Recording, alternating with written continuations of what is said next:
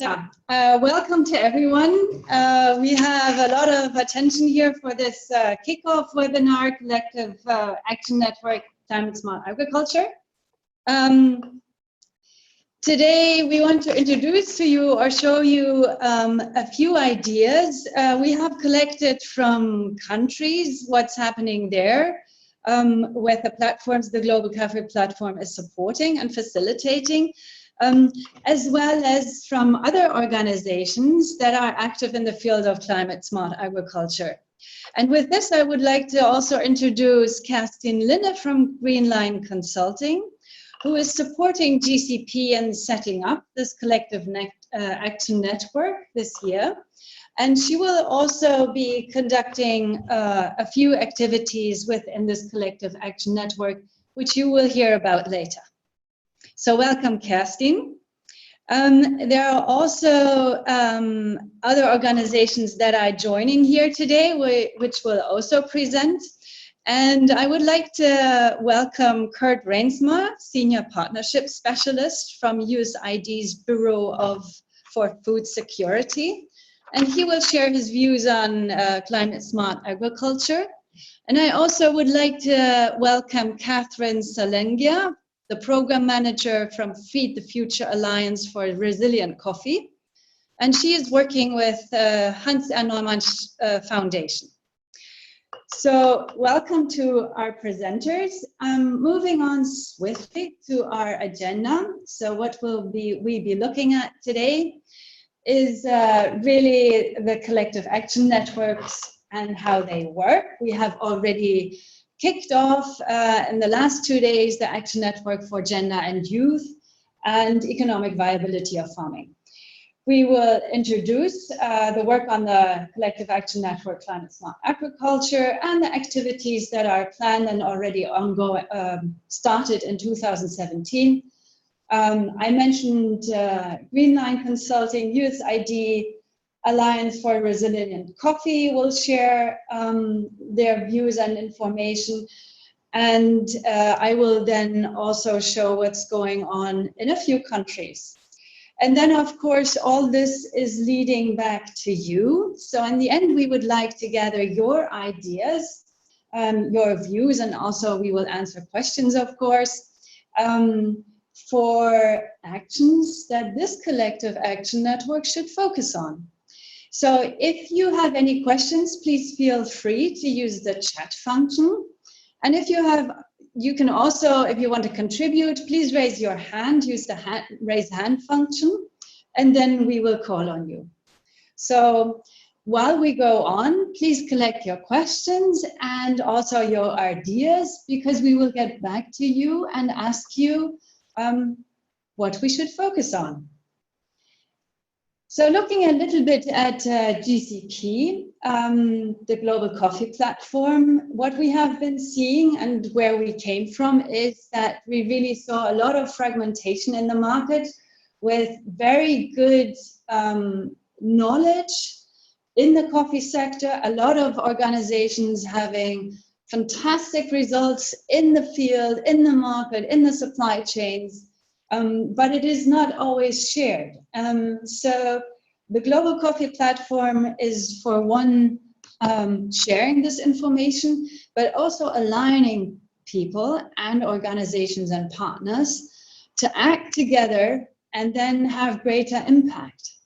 And this impact we also want to show and make visible by focusing on delivering on the Sustainable Development Goals. And I'm sure one or two of you have already participated in webinars on the Sustainable Progress Framework, which is developing the measurement. We want to show that the sector is moving towards sustainability or more sustainability. Looking at the collective action networks, this is a new concept. This is the kickoff for climate smart agriculture. How do we think they will work?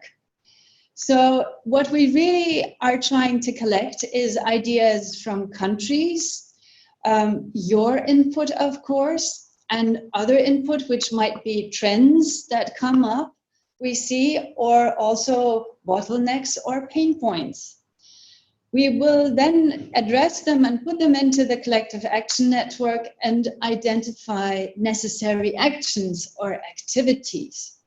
And for that, of course, we need people who are willing to contribute, but we will also need the ones that are needed to be successful there. So this is where we will bring together different players. And we hope that from this, working groups will spring that will have focus topics, and these working groups ideally work through GCP Connect, which is an online platform where resources on the coffee sector, on sustainability, on countries, on topics are available. Let's look for a minute at the collective action networks GCP is working on. That is gender and youth. We kicked that off on Tuesday. It's really empowering communities and helping to make coffee farming more attractive, also for young people. A huge problem that maybe hasn't got enough attention yet. That's why we're working, or would like to work on it. We have taken a first step with a partnership for gender equity, who is working on a gender equity engagement guide, and also developing a measurement framework, so anyone developing a strategy and working can also measure their progress on it. Economic viability of farming, big topic, also a lot of participants yesterday. So here we're seeking to improve the economic viability of coffee farming by increasing the efficiency and effectiveness of tailored actions and interventions. Yesterday, we heard from TechnoServe, the quick scan they had conducted in 11 countries, focusing on identifying potential actions and investments. There were a lot of questions, a lot of ideas we collected, and we will continue with that work, of course. And then today we are here in the Collective Action Network Climate Smart Agriculture, which aims to work on enabling the coffee farmers to adapt and build resilience toward climate change and its consequences. Here, a first step we've taken is broadening the industry learning and strategic uptake of climate smart agriculture and aligning with other initiatives. And we'll learn more about this later. And with this, I would like to hand over to Kerstin, who will take the next session. Well, thank you, Caroline, for handing over. Could you kindly click to the next slide, please? Yes, sorry. While you do that, hello also from my side. It's great to be part of this group and great to see some familiar names under the participants, and obviously also to see that there's, at least for me, new people interested in the topic. So as Caroline also stated, I will be supporting the Collective Action Network on climate smart agriculture, and will now run you through a couple of specific activities that we have planned. For everybody that's joining via phone and cannot see the slides, we're now on slide 8, which is titled Actions in 2017. And the first specific activity that we are planning after this kickoff webinar is scheduled for August 22nd. And this will be a one-day training which will be conducted in Hamburg at the localities of the German Coffee Association. And this one-day training will basically offer an introduction to the topic climate change in the coffee sector.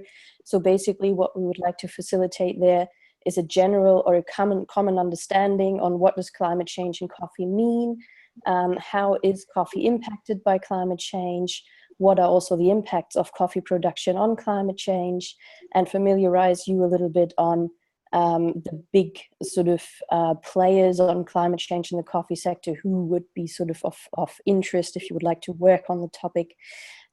We will then have the opportunity to learn from the initiative for coffee and climate, on their climate smart agriculture practices. So this will be a practical experience.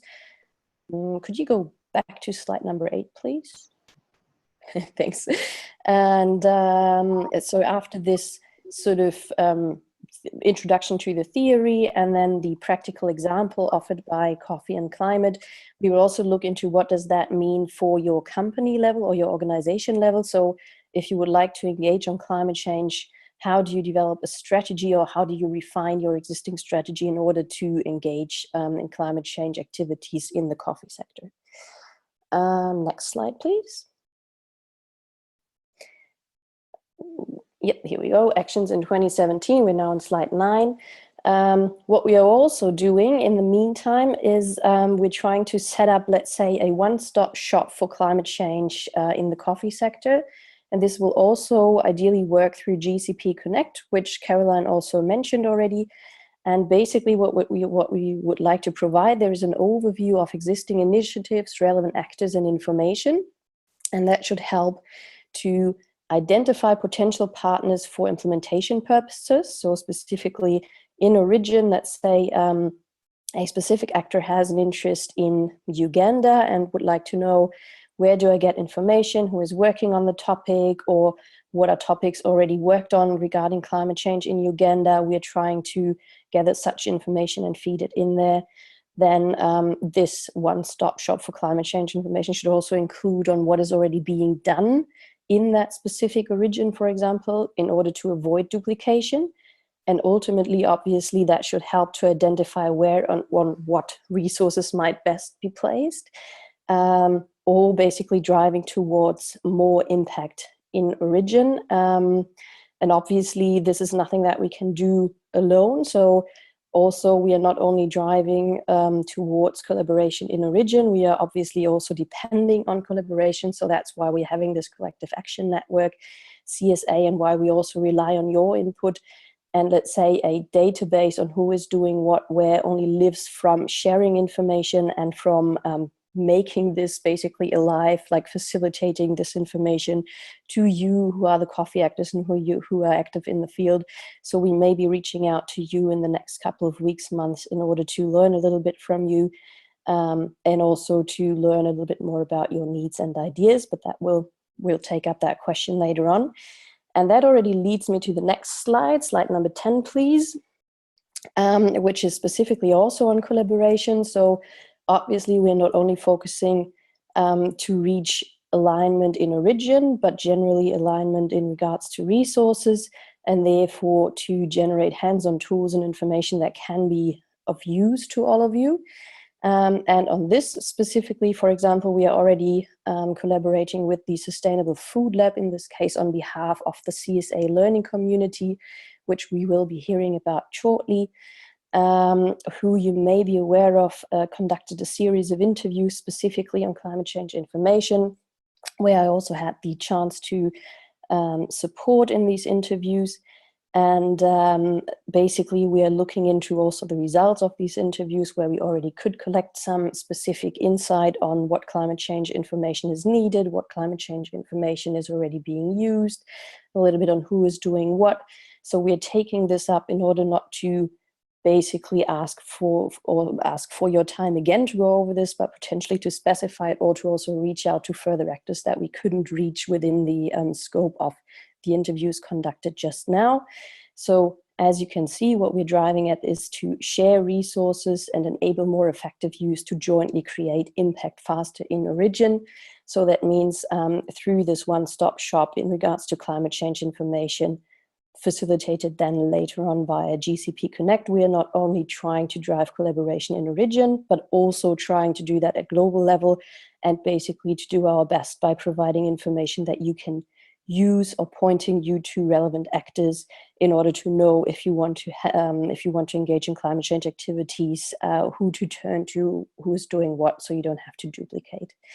And with that said, I would like to hand over to Kurt Reinsma from USAID, who will give you a broad overview on their understanding of CSA, which is, let's say, the framework in which the Sustainable Food Lab interviews have been conducted. Good morning, everyone. Can you hear me? Yes. Yes, very Okay, well. great. Thank you. Thank you. Yes, hi, this is Kurt Reinsma. I work in the Food Security and Agriculture Bureau at USAID. I'm not going to spend a lot of time on USAID's overall approach to climate smart agriculture. That work is very active and ongoing and encompasses both other parts of the Food Security Bureau as well as our Climate Change Initiative Office. Just let me say very briefly, though, that work adopts the sort of standard definition of climate smart agriculture, similar to the FAO, focused on the three legs of the stool: the productivity, the adaptation, and the mitigation aspects. And the particular focus of the Food Security Bureau is on smallholder farmer adaptation. How can we help smallholder farmers be better prepared and adapt to the changes that are occurring?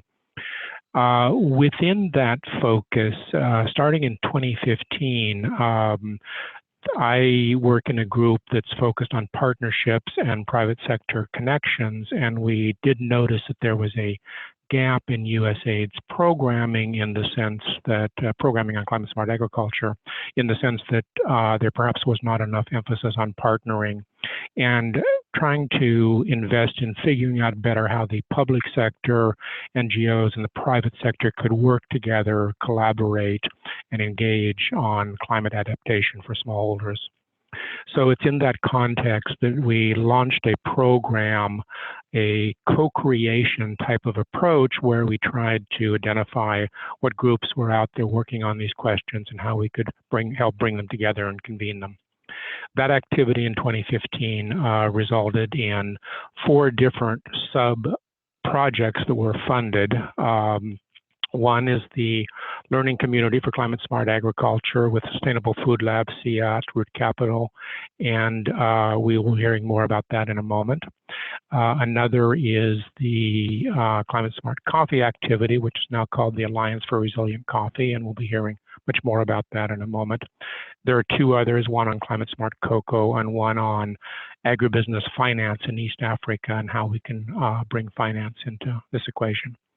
So that's the very brief overview and background to what USAID is trying to do here, and I think sets the context for the next 2 discussions. So with that, I'll pass it back to Caroline. Thank you very much, Kurt. So I would like to hand over to Kate. Hi, good morning or afternoon, wherever you all may be. Thanks, Caroline, and thanks to GCP for offering the opportunity for me to share a little bit about the Feed the Future Alliance for Resilient Coffee. If you could go to the next slide. So the Alliance for Resilient Coffee is connected to the learning community. I'll touch on that in a minute, but really I'm more going to focus on what we are doing as this consortium. So the Alliance for Resilient Coffee brings together a group of expert organizations that have all been looking at climate change within the coffee industry from different perspectives. And so I think it brings together a very complementary skill set and frame of reference that helps us to fosters collaboration and is helping us to develop tools and data that can be very helpful to the sector.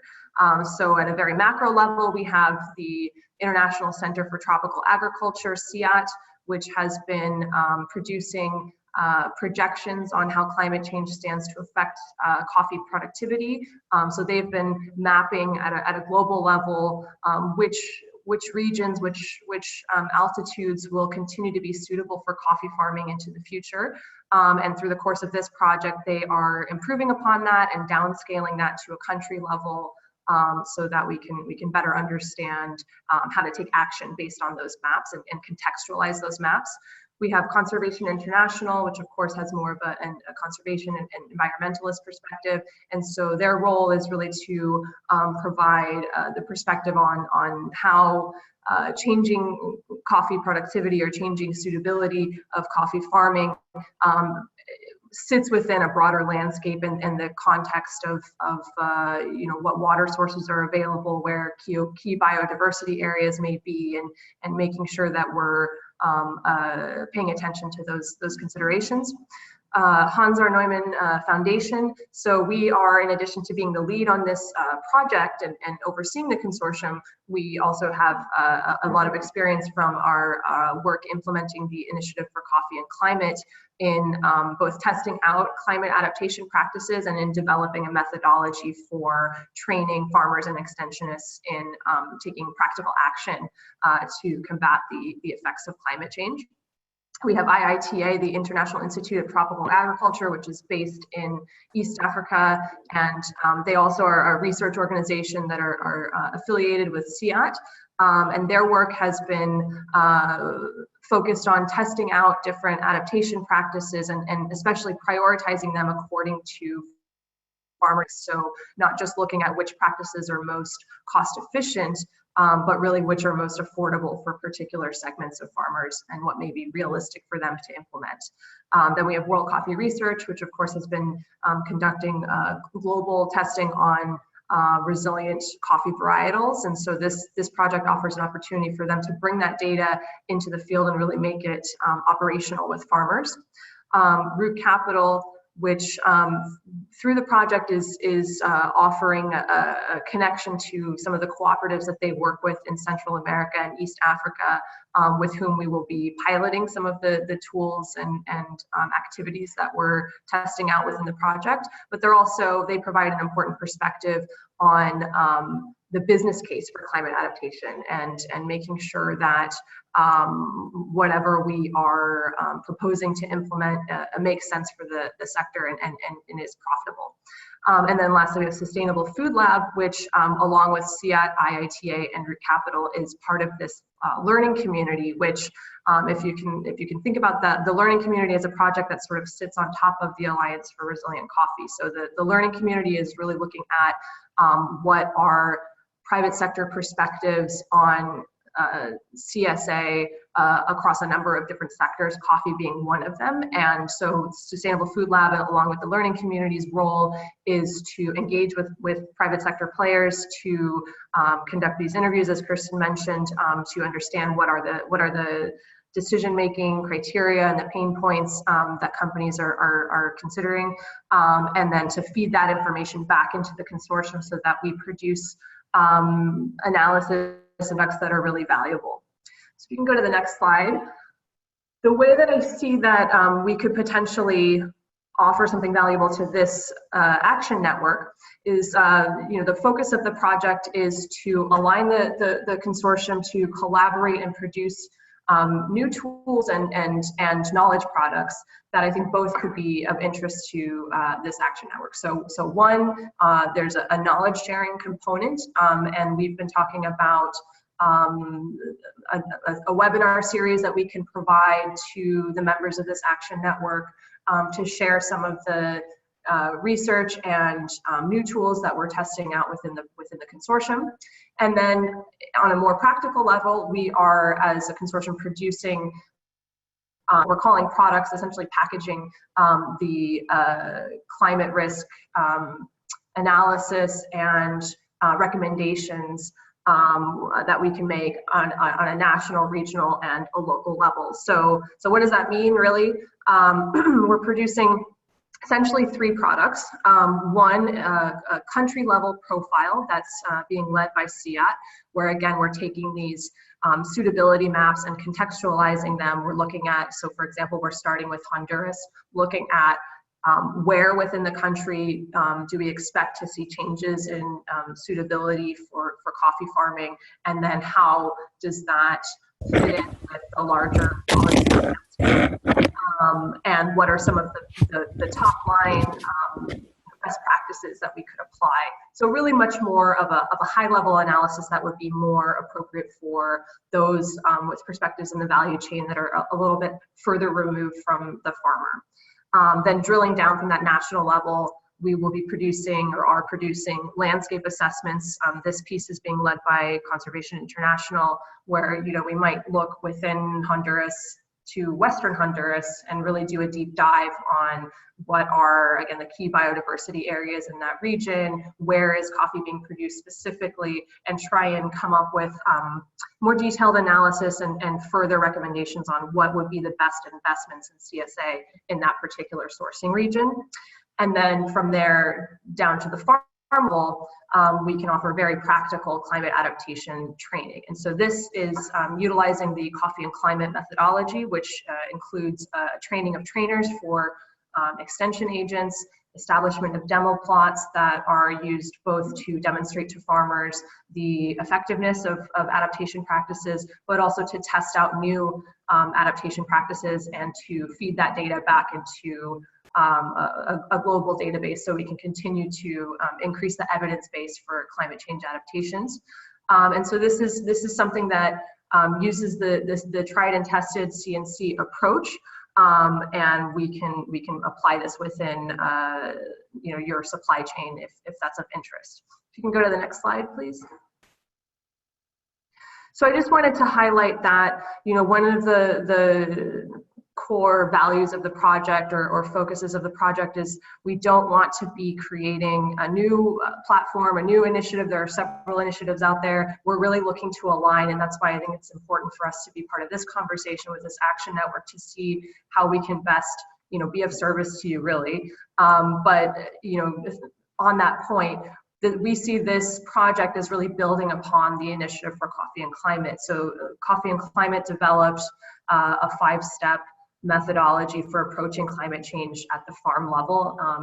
And this project essentially uses the same 5 steps, starting to look at a more macro level, looking at the national and regional risks, and then within that being able to apply the CNC approach at the farm level as well. You can go to the next slide, please. So lastly, I just wanted to say, we have two tracks that we think might be, or really maybe 3 tracks. So one, the knowledge that we can provide to this action network, we think is one way we could collaborate. And then there's 2 other ways that we're hoping for the private sector to get involved, and we're really appealing to the private sector to invest.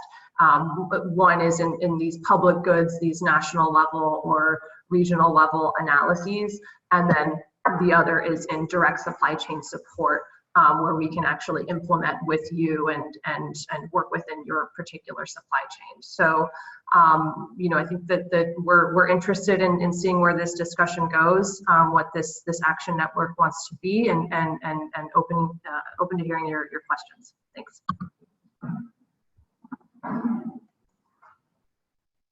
Thank you, Kate.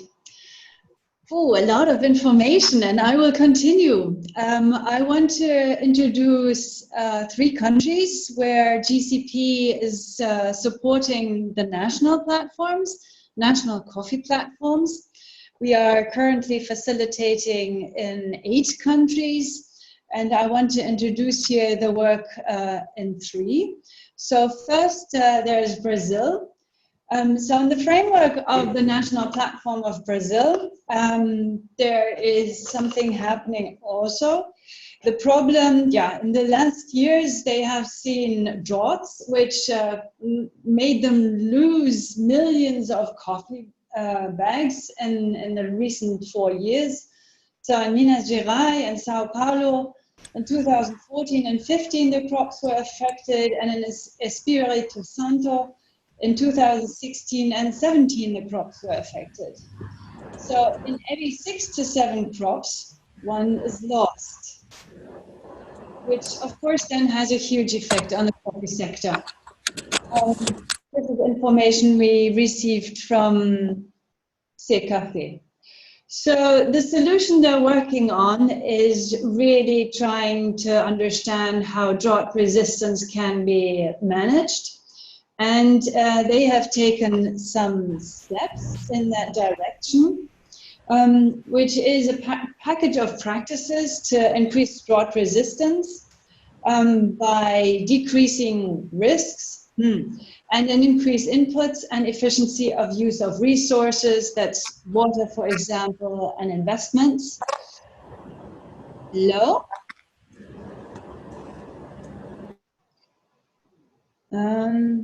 Yeah, okay. And so this project will have a potential also to scale and then duplicate it in other countries. So I think you have very impressive pictures here, where on the left side you see a thriving coffee tree with a package of practices and techniques, and on the right side, yeah, a very dramatic picture of what happens if no steps are taken. So there's something from Brazil to take away, and they're working on. Looking at Uganda, they have found that a lack of updated and extensive focused priority areas on climate change, on the harmonized extension coffee materials, also known to some as the National Sustainability Curriculum materials, is used by agricultural officers. So addressing the problem, the coffee platform in Uganda has brought a working group to life on climate change. And they want to approach the problem by working on adaptation practices that are currently being implemented by the Hans R. Neumann Stiftung. And in the midterm review of the approach, it will feed into the activities to be implemented by the working group. So some steps they have taken so far, and it's a very young working group, and I think they're progressing quite quickly, is they have formed the working group and have already meetings in progress. 3 areas of intervention have been agreed on, which is climate change and action plan for the coffee value chain they will work on, a climate change add-on to the unified extension material, that's the National Sustainability Curriculum, and a revision of the UCDA Robusta and Arabica production manual. So there's some good work going on in Uganda. And now we move on to Asia, to looking at Vietnam. Also, climate is having effects here, and we have hopefully all heard of that by now, which are dry periods, high temperatures in the Central Highlands in the recent years, abnormal rain, which is mainly decreasing, and they're having a lot of water problems, which results often also in spreading of pests, lack of water for irrigation, and not only irrigation, but also drinking, and ponds and rivers drying up, and small-scale production is not sustainable.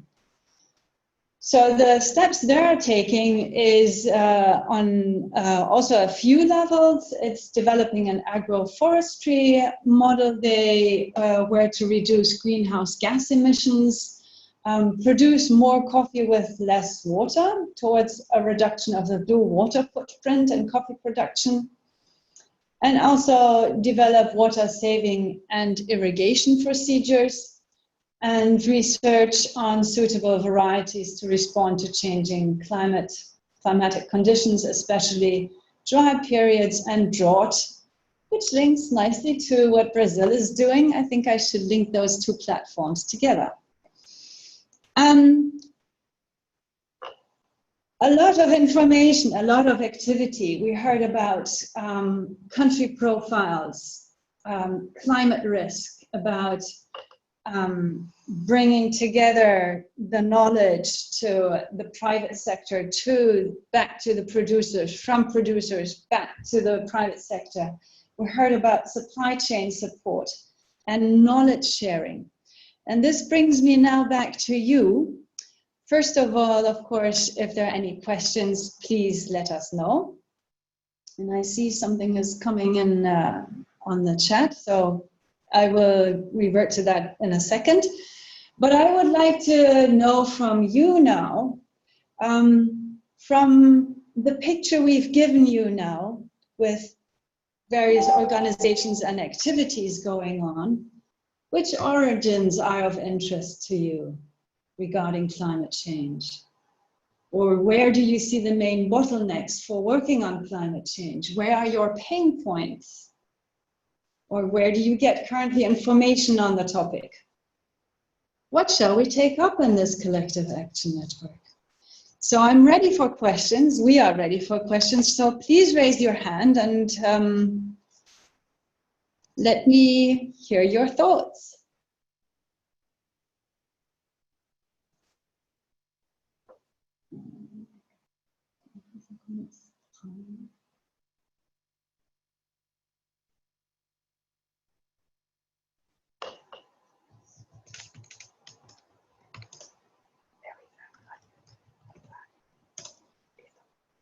So I'm getting in a few questions here. Let me have a look. Hang on. How could we obtain more information about the strategies that Brazil is implementing in order to reduce the impact of drought on coffee crops? This is a question coming in from Amalia Munoz, who's working with Ecom Colombia. So thank you very much. Very good question. A good point would be here linking you to the country team of Brazil to discuss in more detail, and maybe from this we can take the topic further, or they can pick it up in Brazil. So that's a good point, for example. And I see from Eduardo Sampaio, who's writing to everyone, there are plans from UTZ and GCP and Neumann on demo plots with sustainable soil management to reduce water for irrigation. Maybe this is Kirsten again. So Amalia, maybe also in addition to that, obviously that's information that we're trying to also then feed into GCP Connect so that we can make it available and you can see who is working on the topic in Brazil and what specifically they are doing. Obviously this work is just starting now, so we can't present anything on this, but that's definitely something that we're having up on our radar and that we would like to provide as well. And well, I mean, then we've also briefly heard from the Initiative for Coffee and Climate already, who is also working in Brazil, and they have some information on what is being done specifically on their approach up on their website as well. I would like to pick up on one point here. So it's coming from the Neumann Kaffeegruppe. I don't see the name, but there's a comment saying Central America would also be of interest for us. So maybe you can specify a little bit more and unmute yourself. Hello, this is Sonja König. So yes, of course, I would further explain this. So Central America is also relevant in terms of climate change. No, it's there will be a huge impact, and we see it now, especially with regard to coffee diseases like coffee leaf rust. So since you have mentioned 3 platforms there, Brazil, Uganda, and Vietnam, I wanted to add Central America as well. Are there any specific topics you're thinking about that you would like to address? Yeah, maybe adaptation practices with regard to also varieties. This is also always of interest, no? New resistant coffee varieties. This would be one topic. Mm-hmm. Yeah, I think as we saw, Brazil and Vietnam are also working on that topic, so it would be interesting to bring that as a topic forward. So a lot of people are working on that. I see. So we have a comment. Someone raised his hand, and let me quickly find you. There. That's Eduardo. Yes, please. Hello to everyone. I'm Eduardo Sampaio, agronomist representation of food certified here in Brazil. The idea is to work on appropriate soil management systems in order to enhance 3 main areas of expertise: water holding capacity, to reduce ultraviolet incidence, and also to improve root systems, coffee root systems, to be less dependent on water. And we plan together with the GCP and Neumann Group to use wood certified demo plots for various years, also including universities, compared to conventional type of farming, to also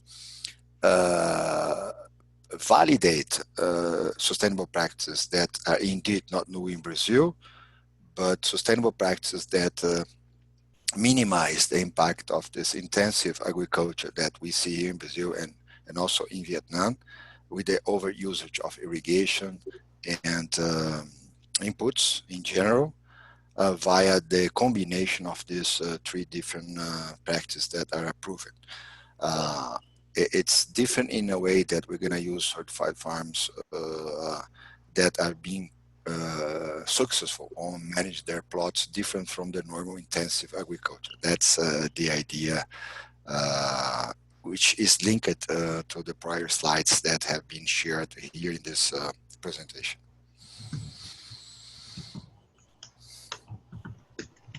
Thank you very much, Eduardo. Interesting point. Thank you very much for that.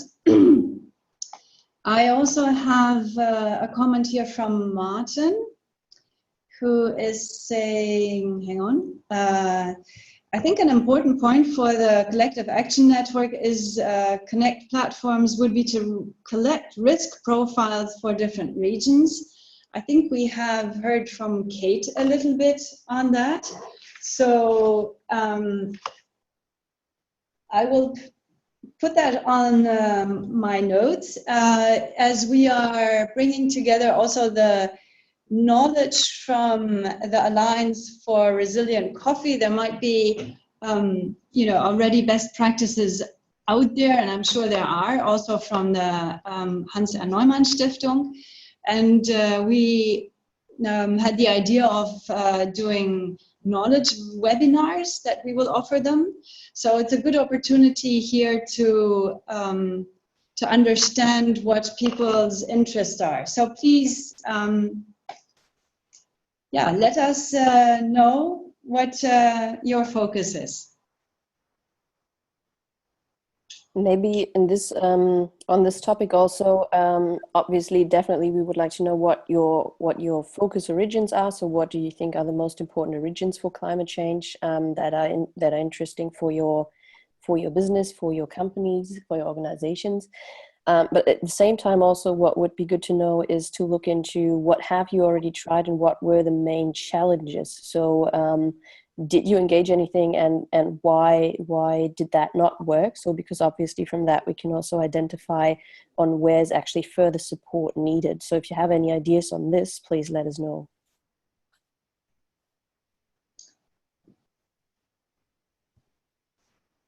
So I see in this group, and I will pick now boldly on someone, looking at the questions we have put up. What are your main bottlenecks? What should we be working on? And I hope you don't mind, Sue, but Sue Garnett from Ecom, what are your views? What do you think we can contribute to? Needed a price. Sorry? So they because of that, they could tell me. Because they were trying to send you a pre-shipment sample, they picked up that we hadn't yet got a differential or a price agreed. So pre-shipment sample will be coming shortly, and then if it's not good enough yet, then I'm trying to find another one, because we said that we would ship in August or September once you were fully confident with the quality. I can't see her now. Mute Sue again, please. Yeah. So that didn't work very well, as she was busy. And so who else is there? Maybe from the Sustainable Food Lab, Keely? Sure, I can talk just a little bit about, the report isn't yet public, but we did just talk to a lot of companies, and some of the things that we did hear was one, that there's just a lack of consolidated information on climate change and how to approach climate change adaptation within specific regions. So we heard from a lot of people working in sustainability that were you know, really busy in their work and a little bit too busy to sift through a lot of different sources of information, and especially longer ones, to try to figure out what was relevant to them and their supply chain and what was useful. So there was a real call for more concise and relevant information that they could more easily decide whether it would be useful or not. And one of the other things that we kept on hearing was that even where the information did exist, there's obviously still a big problem with farmer adoption. And so being able to have information that's not only useful to the companies, but also that is easily translatable for the farmers would be extremely helpful. I hope that's helpful. Yeah, thank you very much, Keely. I would also like to ask Marcel Clement from Rainforest Alliance, where you maybe see bottlenecks that should be addressed. Marcel? Yes, can you hear me? Yes, very well so. Okay. Well, not sure bottlenecks. I think we have been hearing a lot of information now from different parties. I think the key to success of this collective action network is bringing it all together, so that we can learn from each other on what needs happening in the field of climate change, and as an industry combat this, because also in Colombia there's big issues with climate change, in Central America and Brazil. And we all know that these issues are too big to tackle for any of us. So working together on this is going to be pivotal. And I guess the main bottleneck is having everybody sharing the information they have in a pre-competitive way, so that we can start learning. So we don't start to compete on tackling climate change, yet we collaborate on climate change adaptation and mitigation, because it's too important to compete on. So if there would be any bottlenecks for me to mention, that would be on really working on a pre-competitive sphere in this area. Thank you very much for your contribution. I think we heard all... Yeah, sorry. Yeah, I was just going to also, yeah, definitely say, yeah, Marcel, thanks very much. That's definitely also what we're trying to do through the Collective Action Network CSA. And as Caroline also already presented, obviously we're interested to also look into what's happening in the different countries. And as I have been through the interviews with SFL, also working with Onno Gilla, I would like to ask you, Onno, whether you could also share a brief or let us briefly know a little bit on what's happening in Uganda, and whether or not you think that would fit within our collective action network, and what's happening at the national level in Uganda there.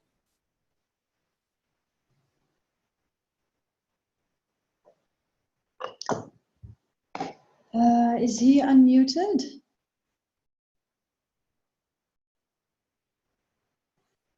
I'm trying to see.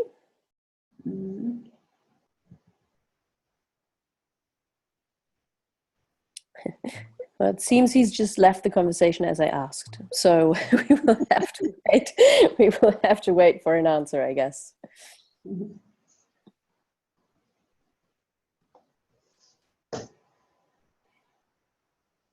So here's coming a comment from Mary Petit.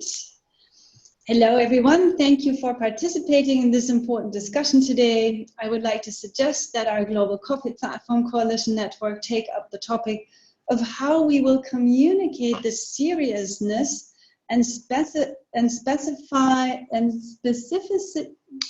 of the approaching challenges that climate change will bring to our industry and our partners outside of the actual coffee industry, who are also vital strategic stakeholders in addressing this issue. Clearly, we must address this together. Yes, I think you're very right there, and we've heard it from a few people here that the sharing of or understanding the risk in each country, and I think that needs to be shared more, and people need to understand it better, and also the broadening or scaling of knowledge and dissemination of knowledge is important. So. Yeah, that's very important. And I would also, I see here that we have Nadia from JDE. So maybe Nadia, you can say a few sentences, what your view is and which problems in climate smart agriculture you see for JDE. Thanks, Caroline, and to everybody else for the presentations. I think it's come a long way. It looks like it's pulled together. In the past, at least from a JDE point of view, you would kind of ask, where do we go? Where do we look for information? I like that this has come together and you're talking to different experts in this field. So exciting to see the next steps. That said, what would be important for us is things similar to what Marcel said, come together. There's lots of people doing different things in supply chains nationally at different levels. You kind of need who does what where and how do we come together to address this as an industry. I think the seriousness of the issue is no longer debatable. Everybody knows it's an issue. But now exactly what this is, action. Let's see where we can find what's going on. I would be really excited to know if I need to do something in, at the top of my head, Rwanda tomorrow. Who's doing what in Rwanda? Who's already started something, and can we collaborate and do something with them? I'm not saying that Rwanda is a priority right now, and don't quote me, but for example, how do we find that out? And I think that's what I would turn to GCP and this network for. Thank you, Nadia. Which I will wrap up now. This links also to a question that I've seen here from Amalia, again from Ecom.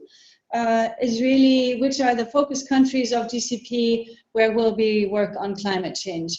So right now we're focusing on 8 countries, but it may as well be that a working group comes together that decides, to work on another country, as Nadia mentioned, Rwanda right now. So with this, we're on the hour, and I quickly like to finish. I think we've got a lot of input, and the next steps will be to get back to you and understand what we have learned today and what we have collected today, so that we can have another webinar before our called Global Coffee Sustainability Conference, which is happening on October 4th, where we invite all coffee stakeholders and our members, of course, to join us in Geneva. We will focus on economic viability of farming, and then on the 5th of October, it will be followed by the GCP Membership Assembly. The next appointment or date for your diary relating to climate smart agriculture is the 22nd of August, which is the training that will be conducted by Kerstin Bienlein Coffee Consulting and Coffee and Climate. And then we will also announce the next webinar, which will happen end of August, beginning of September for climate smart agriculture. If you have any further ideas, focus for countries, please email that to me.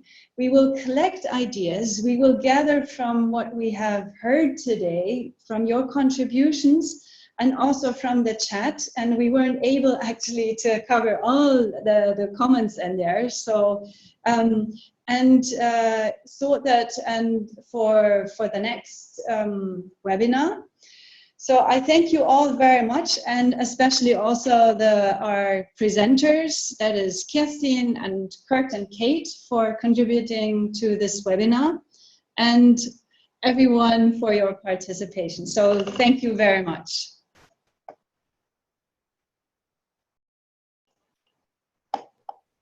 Thank you, everybody. Thank you, everybody. Thank you.